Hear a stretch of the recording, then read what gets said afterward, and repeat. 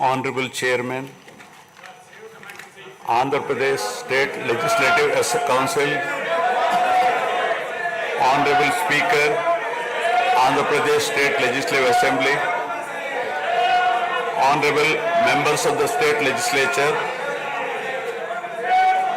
I am immensely pleased to welcome and congratulate the newly elected Honorable Members of the State Legislative Assembly and members of the Legislative Council to this joint session of the State Legislature being convened for the first time after the general elections 2024.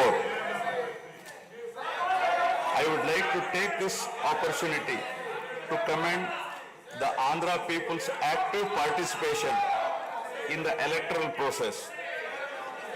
Their inspiration for change has been unambiguous. Now the responsibility of fulfilling their aspirations lies with all of you. Honorable members, you are aware that due to the supreme sacrifice of Amarajeevi Potti Sriramulu, Andhra Pradesh was formed as the first linguistic state on 1st October 1953 with Kurnool as capital. Thereafter, the state was recognized on 1st November 1956 and Telugu-speaking parts of Hyderabad state were made into the combined Andhra Pradesh with Hyderabad as capital. Accordingly, a lot of Telugu people moved to Hyderabad. Again, in June 2014, the people of Andhra Pradesh were forced to undergo another reorganization of their state, the most damaging experience of all. The united Andhra Pradesh was bifurcated unscientifically, undemocratically, and without adequate consultation with the stakeholders. This has left an indelible mark on the minds of the people of the residual state of Andhra Pradesh. The turbulence caused due to multiple state reorganizations and the resultant disruptions have deprived Andhra people of a sustained long-period development and progress. Today we stand at a juncture where the people have to again take up the task of rebuilding their state. As time has progressed, it has become evident that the Andhra Pradesh Reorganization Act 2014 does not compensate enough the residual Andhra Pradesh for the loss of prosperity and development opportunities. The state bifurcation has imposed an unprecedented strain on the economy of the state. There are patent inconsistencies in distribution of assets and liabilities, with 58.32% of combined state population. The unscientific bifurcation caused the state to inherit only 46% of the resources. Financial loss on account of loss of Hyderabad city. Disproportionate loss of national institutions, Government of India PSUs, and institutions of higher learning, etc.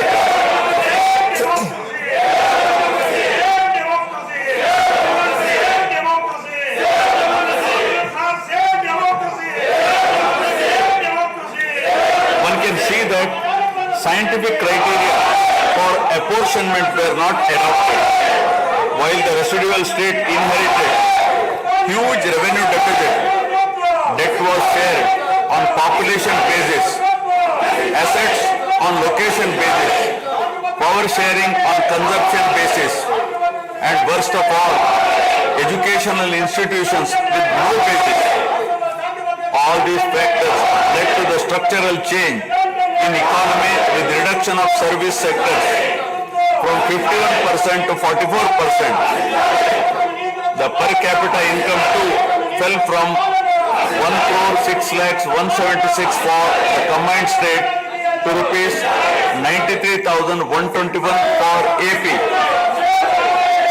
What notwithstanding the adverse impact of the state bifurcation and undaunted by challenges such as budgetary constraints, infrastructural deficiencies, and unresolved issues, the government converted every crisis into an opportunity during the period 2014 to 19.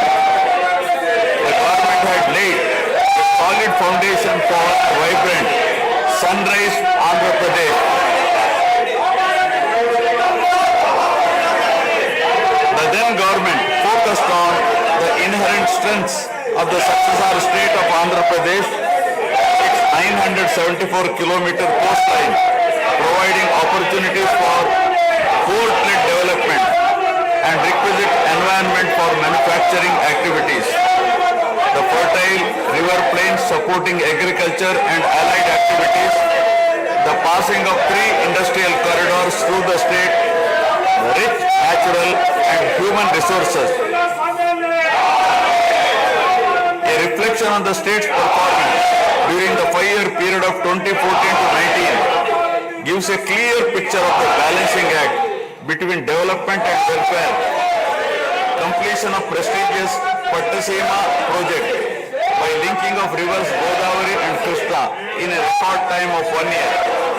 Completion of 72% of Polavaram project so that it could be made fully operational by 2021. Prioritization of other irrigation projects, drought proofing measures, real-time governance, development of Amaravati region through land pooling, construction of new secretariat and legislature building are a few examples worthy of mention. All the milestones achieved during 2014 to 19 were possible because of the visionary leadership of Sri Nara Chandrababu Naidu, the Honorable Chief Minister of Andhra Pradesh. In this regime, the state attracted marquee FDIs like Kia Motors, emerging as #1 state continuously in ease of doing business rankings. Under his able leadership, the state attracted several investments in various sectors. The government initiated development of Kakinada SEZ Port, Bhavanapadu and Ramayapatnam ports, expanded airports and increased the state road network. The development of infrastructure was balanced with welfare measures such as increase in old age pension, farm loan waiver, scholarships to students, construction of houses, etc. These development and welfare measures led to compound annual growth of 13.5% between 2014 to 19. While the state was set to take off on the path of high growth, the change of regime in 2019 again brought back the disturbing time for the nascent Andhra Pradesh.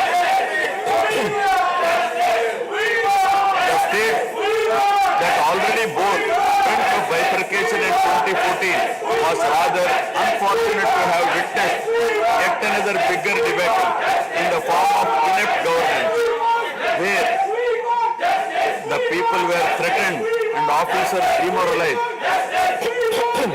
In fact, the damage and losses during the period 2019 to 24 have been more severe compared to the state reorganization in June 2014. The government that assumed charge in 2019 started a destructive note with demolition of Praja Vedike that continued unabated till the end of the regime 2024. During this regime, democracy was at peril. People were in a state of fear and hardly enjoyed any freedom of living.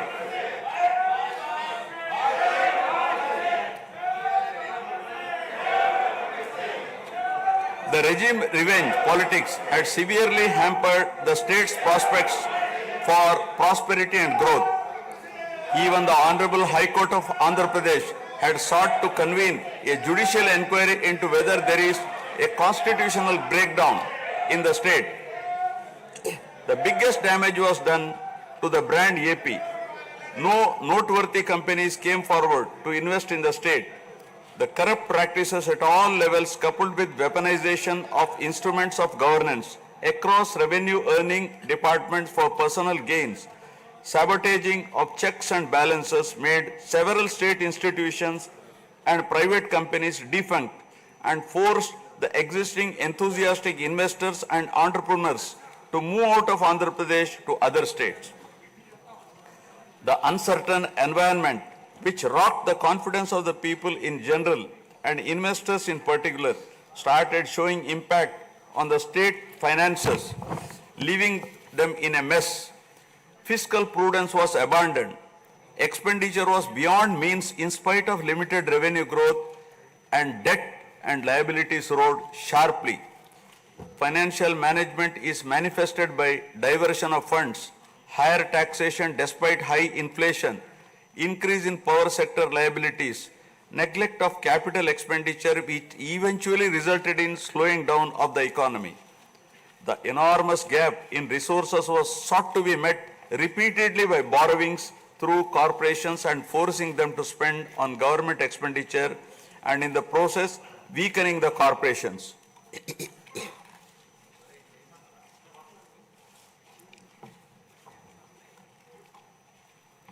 In view of the inordinate delay in clearance of the bills due to strained financial position of the state, many vendors and contractors have approached the High Court of Andhra Pradesh for relief and filed cases against the government.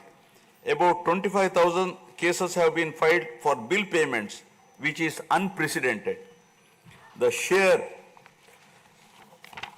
number of contempt cases with personal appearances and arrest warrants against officials in several cases resulted in systematic humiliation and victimization of bureaucracy. This led to complete demoralization of administrative machinery. The capital expenditure reduced by 60% in 2019-24 compared to 2014-19. Departments such as water resources and transport, roads and buildings, which undertake substantial capital works, were left critically short of funds to carry out any works. The capital expenditure on water resources has reduced by 56%, and that on roads and buildings by an alarming 85% during this period. The compound annual growth rate of states-owned tax revenue slipped from 12.8% to 8.1% during this period. On the other hand, the revenue expenditure increased from 7.8% to 10.5%, whereas the capital expenditure growth declined steeply from 26.4% to 3.4%. Lower share of capital expenditure to public debt occurred during the period 2019 to 24 is a clear indicator that the government met revenue expenditure also through borrowed funds. The CAGR in per capita debt has been higher at 14%, while the CAGR in per capita income is only 9.7%. This reflects the fiscal profligacy of the previous regime as no capital formation took place. The Amaravati capital region, envisioned as the focal point of growth for the nascent state of Andhra Pradesh, was totally destroyed. With an attempt to scrap the Amaravati dream, the government confused the people with its malicious three capital cities idea under the guise of decentralized governance. During the period 2019-24, no irrigation project, no industries, no infrastructure relating to roads, buildings, hospitals, drinking water was taken up. Cancellation of MOUs in energy sector and other infrastructure projects further demonstrated the negative attitude of the government. Such disastrous decisions, unmindful of consequences, have led to unrest among the youth and job aspirants. Prevalence of uncertain environment has eventually led the youth towards addiction of illegal substances, causing a drug menace. The mental unrest and agony were not limited to the geographical boundaries of the state. the Telugu speaking people all around the world were upset and demoralized by the uninspiring deeds of the government. They anxiously and desperately waited for a change in governance that would take them forward in the 21st century. The progressive public policies of the AP government during 1996 to 2004 have today led to empowerment of Telugu people globally, enabling them to be amongst the highest earning Indian diaspora. The condemnation of demolition approach of the previous government by the people of the state, NRIs and other supporters culminated in a change in government. A huge and historic mandate has been given to the NDA, hitting an unprecedented 93% strike rate, thus reaffirming faith in democracy.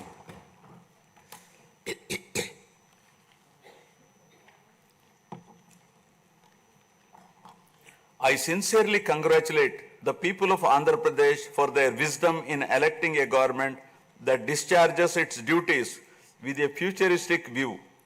Hordes of Andhra people had come from various regions to be part of this historic mandate in favor of future of Andhra Pradesh.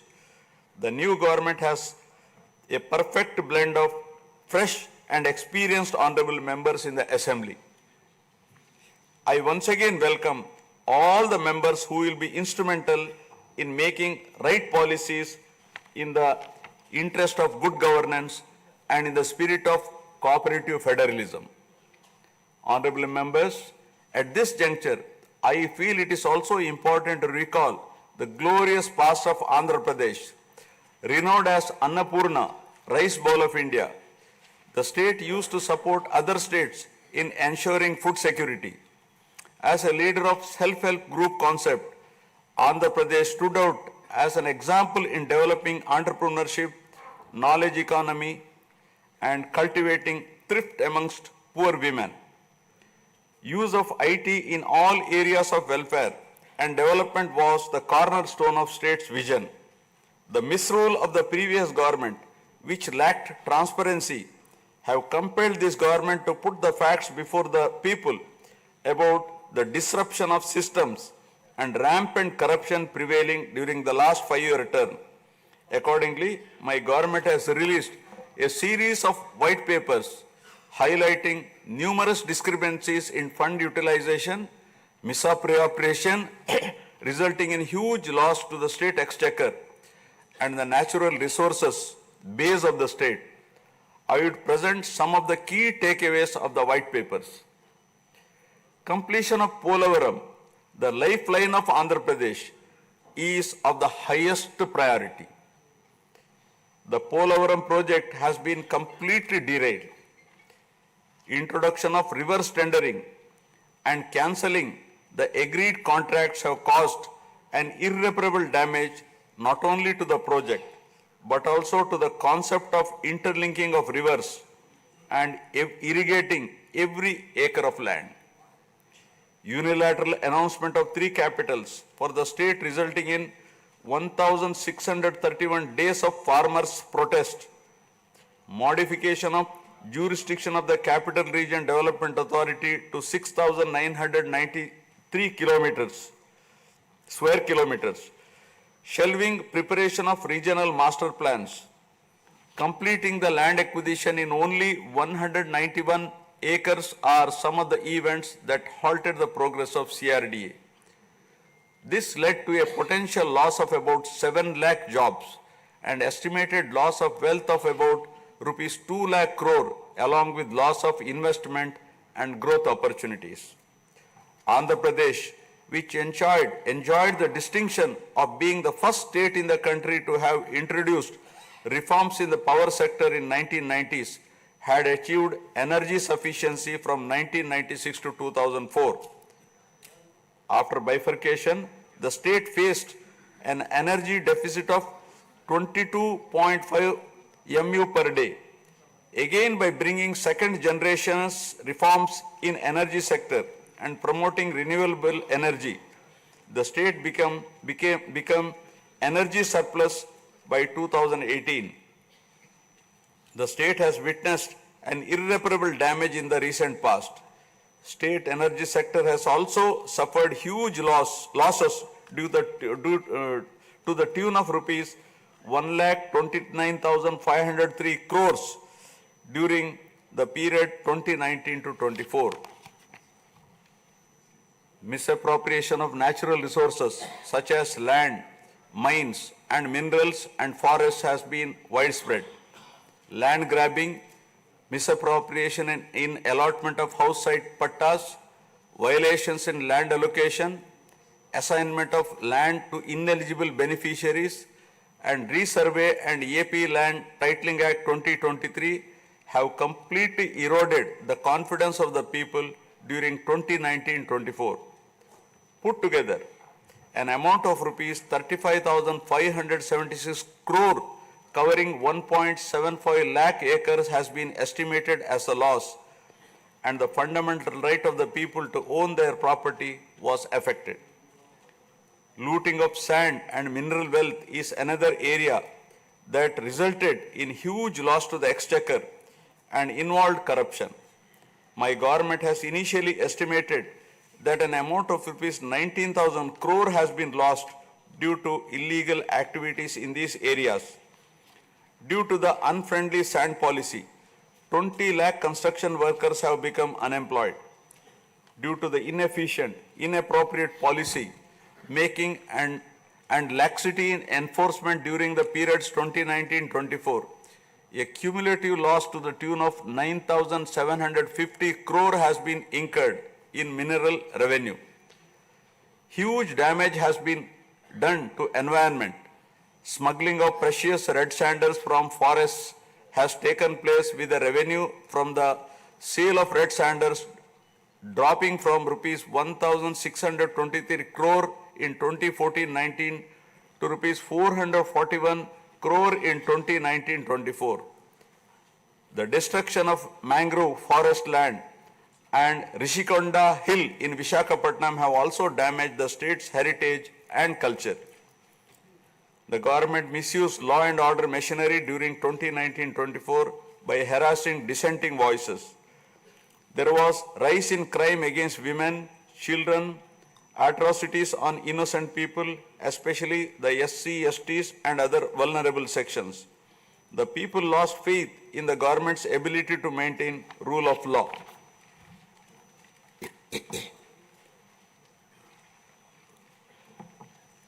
The previous government also made a mockery of the excise revenue streams of the state. The VAT on excise was reduced and diverted to AP State Beverages Corporation as a special margin which otherwise would have come to the government as revenue. The government levied the additional retail excise tax on the issue price of liquor sold by APSBCL and escrowed the same for repayment of loans taken by APSDC. While the APSBCL started supplying low quality liquor and introduced unknown brands at significantly higher rates, there was increase in black money due to smuggling of IMFL across the border districts. These policy practices have caused irreparable damage to the excise revenue streams of the state. As a result, it has become difficult for the new government to meet even the essential committed expenditure with the reduced revenue of the state.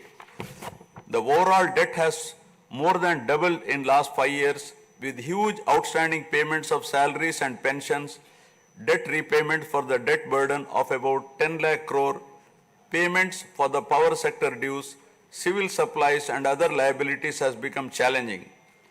Putting the governance back on track is truly a Herculean task.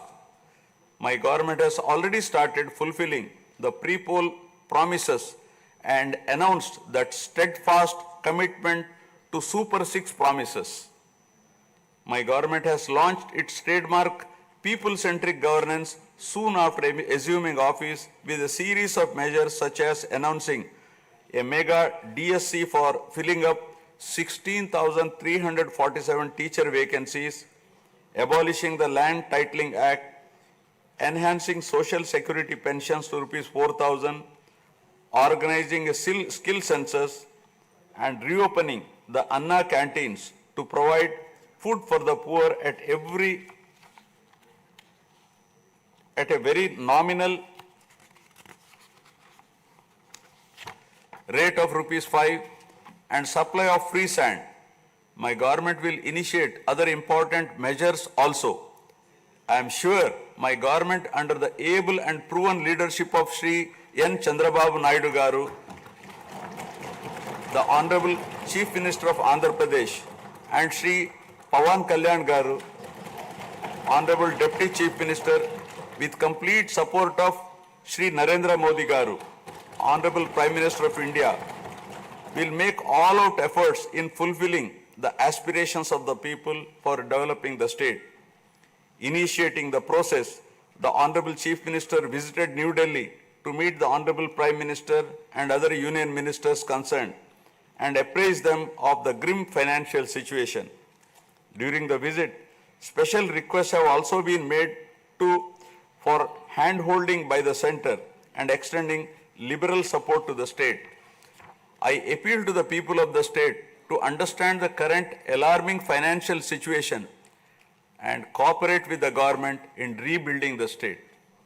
The massive destruction which resulted in huge loss of natural resource base and human value system really makes the reconstruction process difficult and time-taking one. To assess the complete loss, plan for resource mobilization and development is a cumbersome task.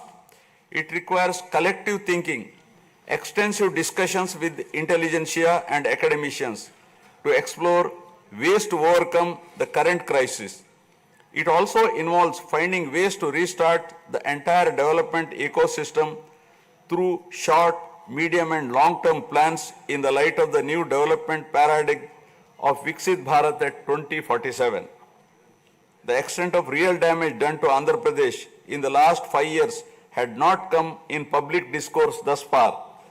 The misgovernance from 2019 to 24 created a trust deficit with regulatory authorities and damaged the brand of AP amongst investors. The people now given a strong mandate to the NDA to rebuild the brand AP and regain the trust. Honorable members, usually winning elections and assuming responsibility is a happy event. But now we are meeting in different and difficult circumstances. Perhaps for the first time in the country, the members are not in a position to rejoice and have the means to meet people's aspirations immediately. Keeping this in view, my government is proposing to go for budget after meaningful deliberations. With several issues relating to state bifurcation remaining unresolved, my government has taken initiative and visited New Delhi to meet the concerned in Union government, including Honorable Prime Minister and also Telangana government, with an intent to quickly find amicable solutions. The resolve shown by the 5 crore people of the state to reinstate democracy and elect people-friendly government with an unprecedented mandate is required to be appreciated yet again at this hour of crisis to help the state to rediscover its past glory. I would like to conclude my speech with the inspiring words of Swami Vivekananda. I quote, "We are responsible for what we are, and whatever we wish ourselves to be, we have the power to make ourselves. If what we are now has been the result of our own past actions, it certainly follows that whatever we wish to be in future can be produced by our present actions. So we have to know how to act." Jai Hind.